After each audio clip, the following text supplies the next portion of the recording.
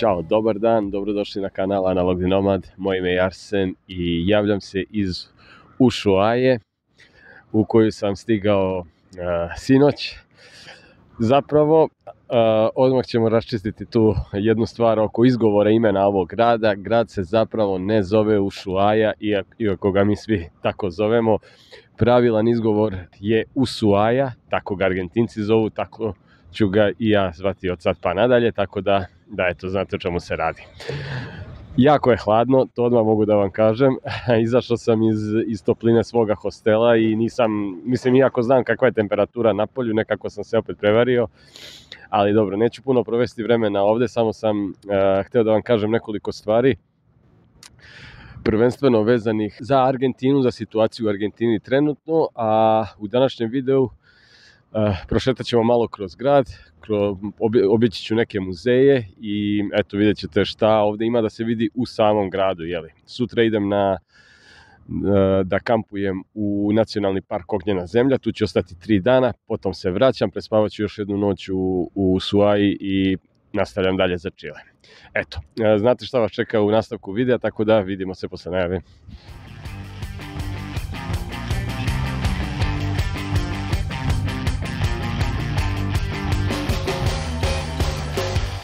Dakle, ajde prvo da vam kažem šta se izdešavalo od mog dolaska u Buenos Aires. Znači, let iz Sao Paula do Buenos Airesa traje neka 3 sata. To je sve proteklo kako treba. Sa aerodroma me pokupio moj drugar, kod kog sam proveo nekoliko dana, odnosno 3 noći u Buenos Airesu. Obišao sam neke muzeje sa njim i sa njegovom devojkom. Argentinci su mi bili fini domaćini, tako da Buenos Aires za mene nije nov grad, bio sam već nekoliko puta u Buenos Airesu i kad sam došao prvi put 2017. to je bio prvi grad odakle sam započeo putovanje, a potom sam još 2 puta prolazio i ostajao tako po par dana. Tako da nisam previše provodio vremena u samom gradu, nisam sad obilazio neka turistička mesta, tako da nećete vidjeti taj sadržaj od mene. Kartu sam već imao ranije kupljenu iz Buenos Airesa za Ushuaiu. Kupio je taj moj drugar, on je platio argentinskim pezosima, ja sam njemu kasnije platio u dolarima tu protivvrednost. Karta me koštala izuzetno jeftinih $50, znači sa sve prtljagom. To je da znate, upravo zbog toga što, kao što sam već pričao u nekim videima, Argentina prolazi kroz ekonomsku krizu zadnjih nekoliko godina. I pezos je jako mu je opala vrednost u odnosu na dolar. Tako da, kao što sam već isto negde pričao, možda u nekom podcastu ako ste me gledali, sada je pravo vreme da se putuje za Argentinu. Znači, za nas strance, koji dolazimo s polja, koji donosimo dolare, ne važi isto za eure, to odmah da vam kažem. Znači, postoji jedna čudna situacija iz nekog razloga, dolari naravno, mislim iz razloga što je to ovde, da kažemo, ta stabilna valuta, nije euro, tako da euro praktično vredi duplo manje nego dolar. Tako da znate, ukoliko putujete za Argentinu, ponesite dolare, ponesite ih u kešu, mada ja sam sinoć probao i karticu. Strane kartice imaju jedan jako povoljan kurs koji je jako sličan tom blue dolaru. Šta je blue dolar? Plavi dolar, to je nezvanični crni kurs na ulici. Koliko vi možete dobiti novca za svoje dolare kada ih zamenite na ulici. I taj kurs je jako povoljan za nas. Ukoliko vi menjate dolare, kao što sam ja uradio, i uzmete pezose argentinske, vi ćete plaćati stvari mnogo jeftinije nego što ste verovatno navikli. Tako da Argentina je sada jeftinija ne samo od Srbije, nego već i od nekih drugih jako jeftinih latinoameričkih zemalja poput Kolumbije ili Bolivije. Dakle, sve što plaćate u kešu argentinskim pezosima koje ste dobili menjajući dolare, izaći će vas jako jeftino. E sad, možda se pitate kako da zamenite dolare na ulici ukoliko ne pričate baš španski i onako imate naravno taj strah od uličnih dilera, što je skroz normalno. Najbolja varijanta je da zamenite uz pomoć nekog lokalca, znači kao što ja imam ovog druga, ili možda da pitate nekoga u hostelu. Ali zapravo postoji jedan jako jednostavan način, a to je u stvari činjenica da će vam svaki Argentinac koji, ajde da kažemo neki poslovni, neki biznismen u bilo kom kafiću, restoranu, apoteci, bilo kojoj privatnoj radnji, zamenit će vam dolare po tom kursu. Zašto? Zato što njihova vlada ograničava kupovinu dolara. Vi ako ste Argentinac ne možete da dođete lako do dolara, znači ne možete ih kupiti čak i ukoliko želite. Tako da njima je to isto usluga, jer pesos konstantno gubi na vrednosti, tako da oni hoće da zamene kad podignu svoju platu, oni hoće da je zamene u neku stabilnu valutu, ne u neku, nego baš u dolar, tako da znate da to će, taj posao menjanja dolara u pezose će biti mnogo lakši nego što ste verovatno mislili. Tako da, eto. Cene su inače izražene u pezosima, ja sam ovde hostel platio u pezosima, hostel koji inače košta $20, $20-25 za noć, meni izlazi oko $10. Tako da znate, zvanični kurs pezosa trenutno, evo dok ja snimam ovaj video, je 360-370 pezosa za dolar, a ja dobijam 900 kada menjam na ulici. Eto, čisto da znate, tako da Argentina koja je bila dosta skupa zemlja, sad u ovoj situaciji je jako jeftina. E sad, to je to što se tiče dolara, blue dolara i plaćanja. Kažem vam, provao sam karticom sinoć na malom iznosu, u prodavnici sam platio, menjaju po jednom kursu koji je jako sličan blue dolaru, to je neka pogodnost koju su oni uveli, tako da znate da postoji taj neki treći. Ima 4-5 kurseva u zavisnosti kako se koriste, ali eto, možete to izgooglati na internetu pa ćete naći detaljne informacije. Šta je to, zbog čega je to Ushuaia toliko zanimljiva i toliko poznata? Pa ovo je najjužniji grad na svetu, znači odavde nema dalje, kažu kraj sveta, fin del mundo. Zapravo postoji još jedno naselje malo južnije odavde i ono se nalazi sa čileanske strane, čileanska strana je sa druge strane Biglovog kanala, bacit ćemo malo kasnije pogledi tamo. Tu se nalazi Puerto Williams i to je čileanska varošica, ajde da kažemo, na samom jugu, znači ona je udaljena odavde, pa ja ne znam koliko, možda verovatno par desetina kilometara, ne više, i to je to. Iza toga nema dalje, iza toga je Antarktik, jeli, i to je to. Tako da eto, zbog toga je ovo mesto interesantno. Ushuaia je inače služila kao kaznena kolonija, malo kasnije ćemo videti detalje vezane za to, ja ne znam sad sve te istorijske podatke, ali zato idemo u muzeje, pa ćemo tamo da vidimo šta kažu vezano za to. Ovde postoji i železnica koja, nažalost, za nas funkcioniše samo kao turistička, kao turistički vozić, tako da verovatno ga neću plaćati, mada nije skup, mislim da je $20 ili tako nešto, ali ja zaista ne podnosim te turističke stvari, tako da verovatno ću preskočiti, ali eto, vidjet ću šta ima od muzeja. Danas idem takođe, to je isto plan, da se popnem do lednika Marcial, to je jedno brdo ovde iznad grada, jedno od ovih verovatno snegom prekrivenih brda, vidjet ćemo kako će to izgledati, jeli. Očekivao sam malo bolje vreme, ali zapravo zadnjih već 15 dana ja sam video kakva je prognoza i prognoza je bila uvek neka kišica, snežić i tako to. Kažu da je vreme malo drugačije nego zbog El Niña i da je trebalo da već bude mnogo suvlje i toplije, ali nažalost nije. Tako da eto, ništa, idemo sad da nastavimo obilazak grada, ja moram da kupim još karticu, SIM karticu argentinsku, još to nisam uradio, bio je vikend, tako da danas je ponedeljak, danas idem da obavim i to. Uzeo sam već kartu sutra za prevoz do nacionalnog parka, ali o tome ću vam pričati, verovatno malo kasnije, eto.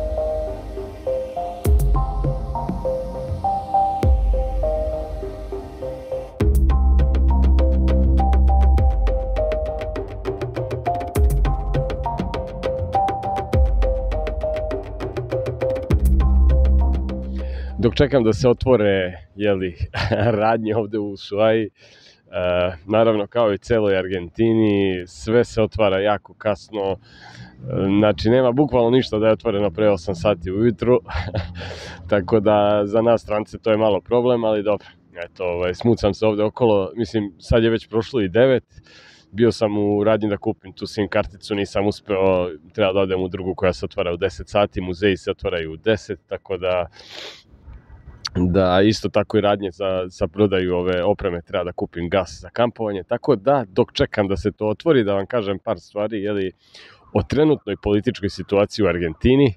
Kao što sam već rekao, Argentina je u velikoj ekonomskoj krizi, a izbori su raspisani i održani već. Sad se održava drugi krug za nekih 7 dana, čini mi se. I to je interesantno zbog toga što su dve potpuno različite strane u pitanju. Imamo jedan kandidat je kandidat ekstremne desnice i drugi kandidat je kandidat vladajuće partije praktično, tako bivši ministar ekonomije, Tako da glasači su u malo nezavidnoj poziciji, hteli bi naravno neku promenu i nešto, ali opet ne bi hteli da glasaju za ekstremnu desnicu koja se u Argentini uvek povezuje sa diktaturom iz 70-ih godina i ovaj kandidat je upravo tako jedan profil.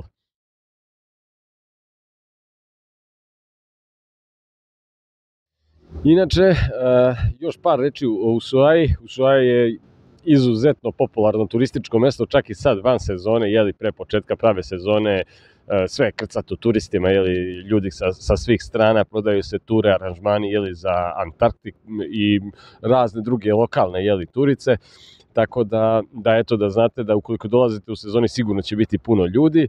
Kao što rekoh, dobar moment za strance da dođu ovde. Ja sam juče bio u prodavnici, obavljao sam neke kupovine, cene su jako dobre, to sam već rekao. No, recimo cene transporta, evo ja sam, kao što rekao, kupio kartu za neki privatni prevoz, to je neki kombi koji razvozi ovuda po ovim lokalnim poznatim turističkim mestima. I za Ognjenu zemlju, za nacionalni park gde ja sutra idem, povratna karta me koštala 10.000 pezosa, što je danas negde oko recimo $11, ajde da kažemo po onom crnom kursu, kako sam ih ja dobio. To je nekih 12-13 km odavde, čini mi se, znači ne više od 15, ajde da kažemo, verovatno do kraja tamo. Tako da mislim da je to jedna paprena cena, da je to skupo, ne znam, kao cena nekog taksija, da tako kažem, ali eto, dobra stvar je što izgleda još uvek se ne naplaćuju ulaznice za nacionalni park, tako da eto, mislim, čovjek mora na nešto i potrošiti pare, ali kažem, malo me onako iznenadilo, ta cena. Takođe, inače sve se naplaćuje ovde, tako da malo eto, u hostelu gde ostajem naplatit će mi čuvanje mojih stvari, pošto neću nositi naravno sve stvari u park, ostavit ću laptop i neku garderobu, da ne bi teglio sve to sa sobom. Obično je to u hostelima besplatno, naročito ako ostajete još posle tog boravka kod njih, a ja ću ostati, tako da morao sam da pregovaram tamo, da spuštam cenu, da koristim moje trikove starog hostel majstora, tako da uspeo sam malo da oborim cenu, ali kažem, ne prijavim uopšte što ću išta da platim, jer u hostelima gde ja radim, te stvari se jednostavno ne naplaćuju, to je izraz neke dobre volje i tako. Eto, to je to za sad, odoh da vidim šta se dešava, da li su se otvorili neki muzeji, da li je otvorena neka prodavnica, nešto da kupim taj gas ili šta već mi treba i tu karticu, pa se javljam iz muzeja. Eto. U prostorima nekadašnjeg zatvora koji je funkcionisao do sredine 40. godina prošlog veka u Ushuaji, nalazi se od sredine 90. godina nekoliko muzeja. Prvi muzej koji ovde vidite je muzej pomorstva. Vidite ove makete brodova i uz detaljne objašnjenja i mape. Ovde takođe imamo muzej posvećen istoriji Ushuaje i Ognjene zemlje, gde možete videti domorodce i njihove običaje i način života pre nego što su Evropljani došli naravno i propastili sve.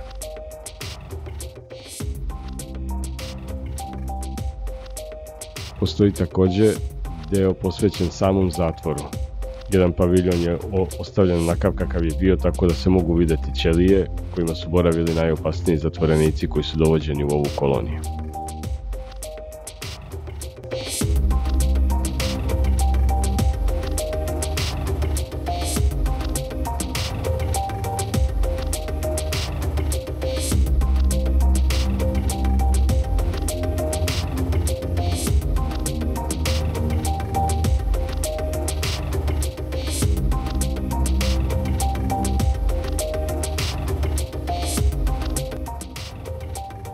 I na kraju postoji deo koji je posvećen umetnosti, to je muzej pomorske umetnosti u Ushuaiji. I ovdje možete vidjeti različite izložbe koje se održavaju. Neke su trajne i neke su povremene.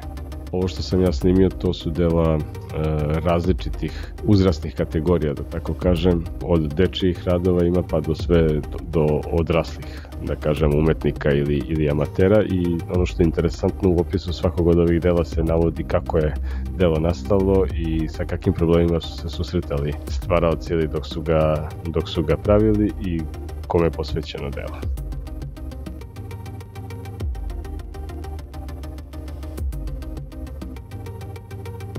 Ovo na kraju što vidite je muzej Antarktika, odnosno neka vrsta istorijskog muzeja u kome postoje brojne sale sa različitim tematikama. Između ostalih i ova sala posvećena hrvatskim imigrantima koji su početkom 20. veka, još pre Drugog svjetskog rata, uglavnom sa ostrva Brača, došli u ognjenu zemlju i naselili se ovde. Sačekao sam ovu vođenu turu koja je počela u 11:30, međutim ovaj čovjek priča jako sporo, znači 20 minuta priča o datumima, kad je otvoreno, kad je preimenovano, ko je došao prvi, kako su formirali koloniju. Znači gomila nekih podataka. Mislim, tip je ko neki profa, pa sve je to lepo što on priča, ali ja sam gladan i postao sam nervozan zbog toga što sam gladan, tako da nema šanse da ću ga sačekati. Ovo će vjerojatno trajati sat i po vremena, minimum, zato što nismo se odmakli ni 5 metara od početnog dela, a prošlo je već pola sata. Tako da sad on ide od ćelije do ćelije i priča ko je gde bio i šta je ko radio, tako da te stvari me ne interesuju. Gledat ću da na brzinu završim obilazak. Muzej je ogroman i kao taj bivši zatvor, ta kolonija sad, razlika između kolonije i zatvora i ostalo, sad je to taj matori objašnjavao, tako da idem sad da završim posetu i da probam da uhvatim, da stignem da obiđem Glečer danas, ako uspijem uopšte da stignem.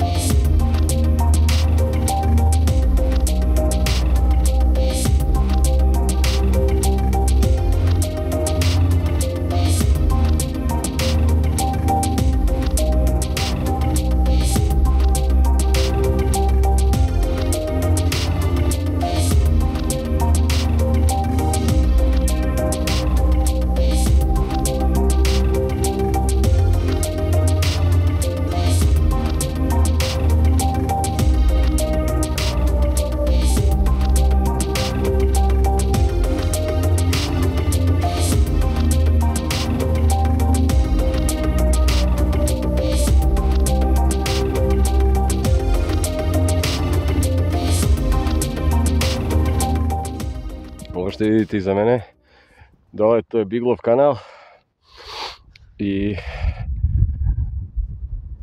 vidi se malo poluostrvo na kome se nalazi aerodrom Ushuaji, aerodrom, najkraći aerodrom u Argentini. Ovo iza mene, ću vam pokažem, ovde iza mene se nalazi staza, vidite je gore, ne znam da li vidite, da, gore malo iznad, koja vodi do tog lednika. Ja sad ne znam da li vodi baš do lednika ili vodi do Vidikovca koji gleda na lednik, ali ne znam da li ću stići, zato što je već prošlo 5, tu je negdje oko 5:30. Trebao bi u svakom slučaju malo da se, u stvari nije još prošlo 5, sad je 5. Trebao bi malo da se ubrzam, zato što će u nekom trenutku sunce izaći, a meni će trebati bar 1-2 sata da se vratim, a kako sam bio idiot nisam poneo ni čeonu lampu, nisam se lepo ni obukao, jako mi je hladno ovde, vetar šiba užasno, ja sam samo u ovoj tankoj jaknici, ispod imam duks i majicu, znači nisam očekivao da će tolika razlika biti ovde i dole, a razlika jeste jer je ipak i razlika od nekih 800 metara visinske. Eto, ništa, idem gore još malo da se uspendiram pa ću vidjeti kako mi ide. Prsti su mi se zaledili, ne znam da li čujete ovaj vetar, ali dobro, to je to za sad. Ajde. Dakle, ovo što vidite iza mene, to je kraj puta, kaže Finn Delsenda, znači kraj puta, nema dalje. Maps.me mi pokazuje da ima još nekih 200 metara, tako da ću ja u svakom slučaju prohodati i tih 200 metara kad sam već do ovde došao, ali ja ne vidim glečer iza i ne vidim kako bi se on mogao videti, osim ako to nije ova tamo negde neka bela masa prekrivena snegom. Sad, probat ću još malo negde da se ispentram ako sretnem još nekoga, mada ove što sam sreo u povratku, neki ljudi se vraćali, nisu znali da mi kažu, i oni su stigli do ovde i vratili se nazad, tako da probat ću još malo, ali kažem, neću se baš ni pentrati po ovom snegu, nemam opremu za to, tako da a i već je vreme da se polako vraćam nazad. Evo možete vidjeti iza mene kakav je prelep pogled na Biglov kanal i Ushuaju, odnosno Ushuaju, i to je to. Gasim telefon, smrzli su mi se prsti, idem da vidim šta ima gore, iako nema ništa, povratak u bazu.